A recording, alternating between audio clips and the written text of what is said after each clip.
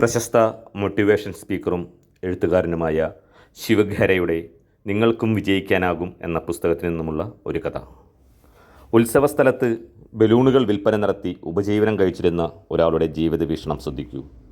അയാൾ ചുവപ്പ്, നീല, മഞ്ഞ, പച്ച തുടങ്ങി വിവിധ വർണ്ണങ്ങളിലുള്ള ബലൂണുകൾ വിൽപ്പനയ്ക്ക് വെച്ചിരുന്നു. വിൽപ്പന മന്ദഗതിയിലാകുമ്പോൾ അയാൾ ഹീലിയം നിറച്ച ഒരു ബലൂൺ ഉയരത്തിൽ പറപ്പിക്കുമായിരുന്നു. ഉയരത്തിൽ പറക്കുന്ന ബലൂൺ കാണുമ്പോൾ കുട്ടികൾ ഉത്സാഹഭരിതരായി ഓടിയെത്തും. ബലൂൺ വിൽപ്പന തകൃതിയായി നടക്കും.